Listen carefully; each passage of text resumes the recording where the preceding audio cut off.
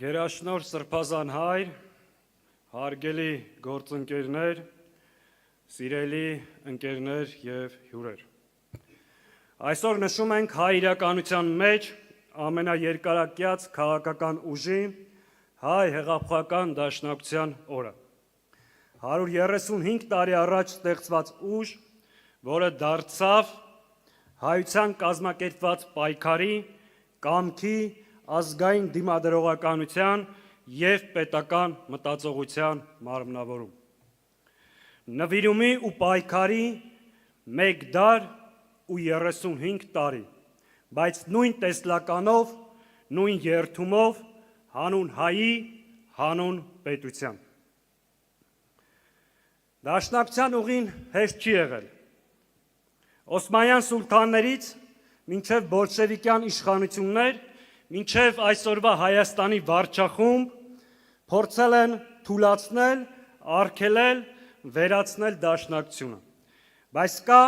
մի իրականություն, որը երբեք չեն կարողացել փոխել։ Դաշնակցության արժեքները անժամանցելի են, որովհետև դաշնակցության ուժը գալիս է իր ժողովրդից։ Դաշնակցությունը դուրս է օրվա քաղաքական թրենդներից, այն մնայուն արժեհամակարգ։ Դաշնակցությունը անցյալ ունեցող, ներկայով ապրող, ապագայի կուսակցությունը։ Մեր գաղափարները այսօր առավել քան պահանջված են, քանի որ Հայաստանը ճակատագրական ջրբաժանի առջև է, իսկ հայկական ինքնությունը դարձել է համակարգային հարվածի թիրախ, թե դրսից, թե ներսից։ Եվ մենք շատ հստակ, թե դրսի, թե ներսի հակահայ ուժերին ասում ենք. Դուք կարող եք հալածել դաշնակցությանը, դուք կարող եք բանտարկել դաշնակցականներին, սահմանափակել դաշնակցության գործունեությունը, բայց դուք չեք կարող սպանել դաշնակցականությունը, ավելին, իրականում դուք չեք էլ կարող խանգարել կամ խաթարել մեր կազմակերպության գործունեությունը, քանի որ դաշնակցության արևը մայր չի մտնում։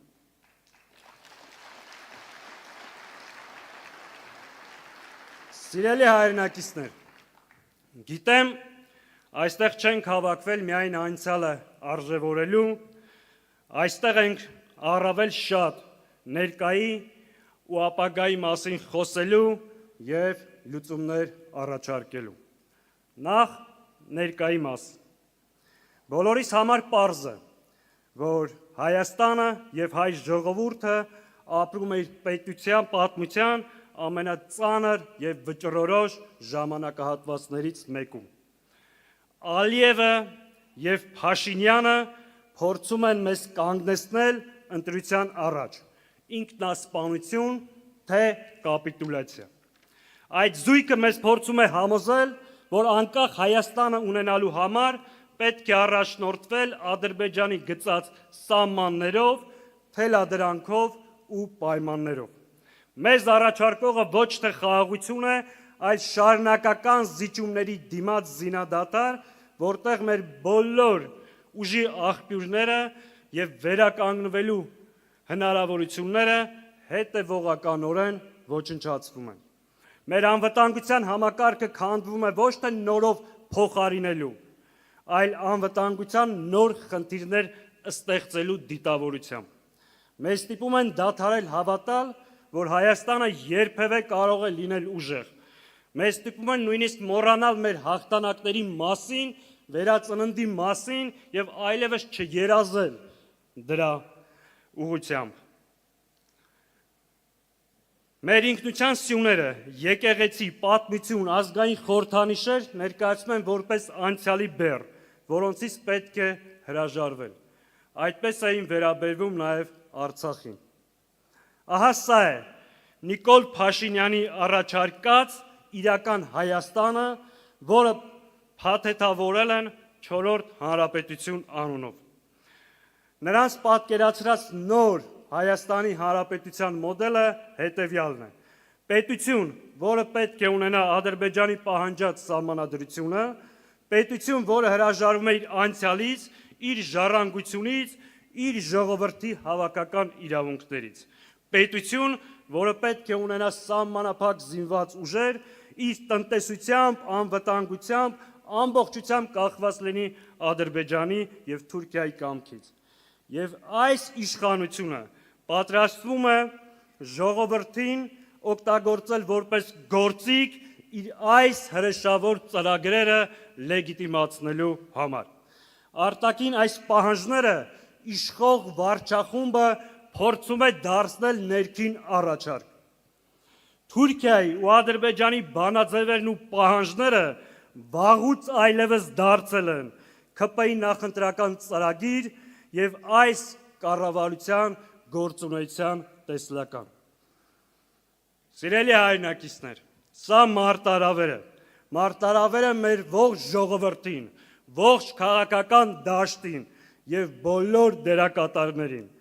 Փաշինյան Ալիև ծրագրերը ձախողելու համար ժամանակն է ստեղծել համահայկական եւ համազգային ոչի ճակատ։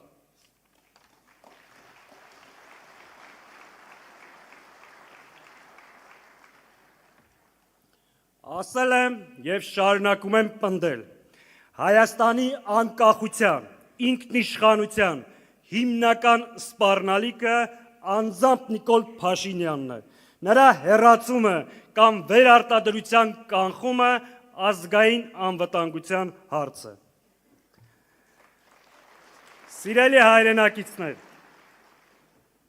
իրավիճակից դուրս գալու այլընտրանք կա, բայց նախ պետք է կանխել այս ռեժիմի վերարտադրությունը,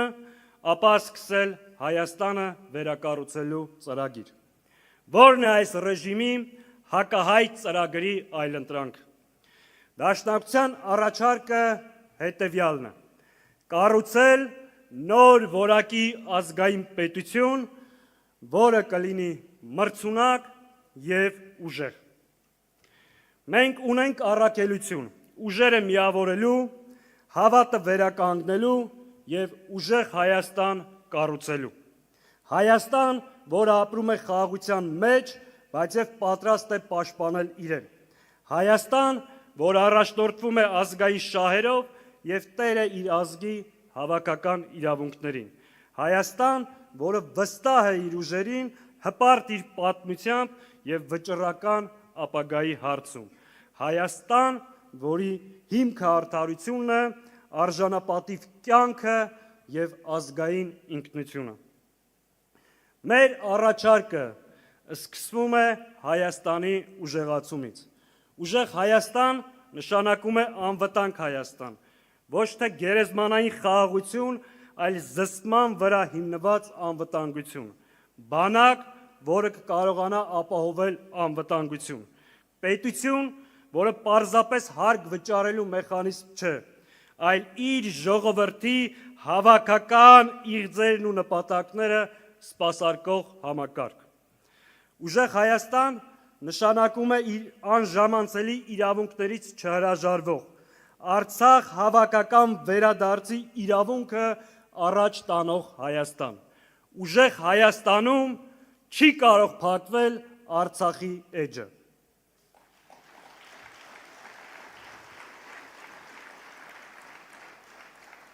Ուժեղ Հայաստան նշանակում է հայկական շահերից բխող արտաքին քաղաքականություն, որտեղ Հայաստանը սուբյեկտ է, ոչ թե հանձնող կամ կցորդ։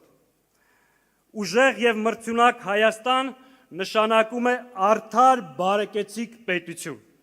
պետական ինստիտուտներ, որոնք չեն սպասարկում մեկ անձի քմահաճույքները, դատարաններ, որոնք չեն վախենում արդարադատություն իրականացնելուց, ուժային կառույցներ, որոնք չեն վերածվում զինված բանդաների։ Հայաստան, որտեղ հայ առաքելական Սուրբ եկեղեցին ունի բացառիկ դերակատարություն եւ չի հալածվում թրքահպատակ վարչախմբի կողմից։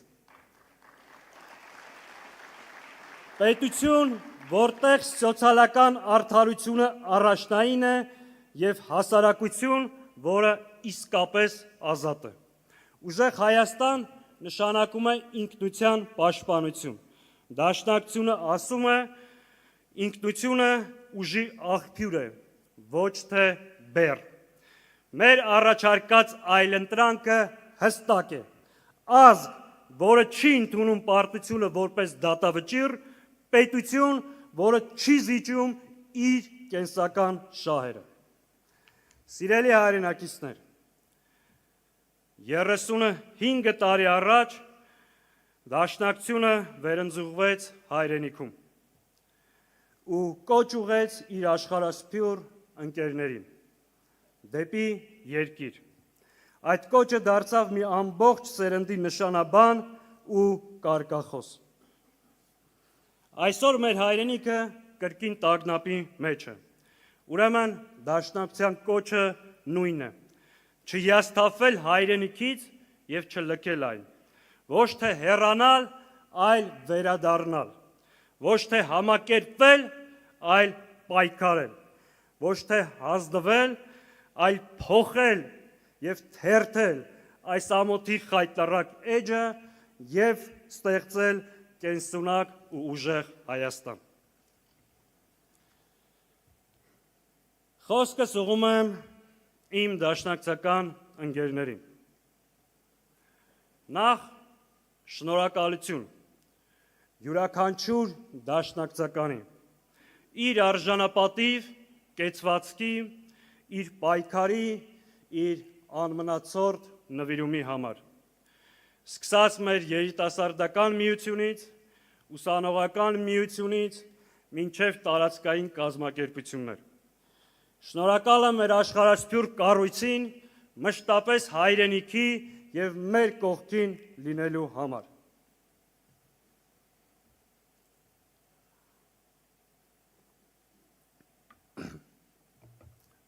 Սիրելի ընկերներ,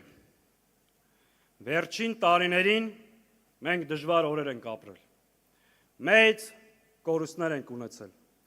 Մենք կորցրել ենք մեր հայրենիքի մի մասը։ Մենք կորցրել ենք մեր ընկերներից շատերին։ Այսօր մենք ընկերներ ունենք Ադրբեջանի բանտերում։ Այսօր մենք ընկերներ ունենք Հայաստանի բանտերում։ Միշտ հիշեք, մեզ իբրև ազգային ուժ հալածում են ոչ միայն մեր անցյալի եւ ներկայի համար, այլ ապագայում մեր գործունեությունը եւ դերակատարությունը չեզոքացնելու համար։ Մենք մնացել ենք Հայաստանի թշնամիների, ներսի եւ դրսի թշնամիների կոկորդին։ Մեր բեռը մեծ է, պատասխանատվությունը անչափելի։ Մենք պատասխանատու ենք մեր 135-ամյա կենսագրության առաջ, մեր նահատակ ընկերների առաջ, մեր հայրենիքի եւ պետության առաջ։ Հետևաբար, մենք սխալվելու, հոգնելու, դանդաղելու, նահանջելու տեղ չունենք։ Եվ ես ձեր բոլորի անունից, Հայաստանի կազմակերպության անունից հայտարարում եմ, որ առաջիկա պայքարում հայ հեղափոխական դաշնակցությունը ունենալու է առանցքային դերակատարություն։ Մենք ունենք մրցունակ թիմ, պահանջված ծրագիր, կամք եւ վճռականություն գետնի վրա, ասֆալտի վրա, կռիվ տալու, հակազդեցություն ձևավորելու եւ այս չարիքի իշխանության վերարտադրությունը կանխելու համար։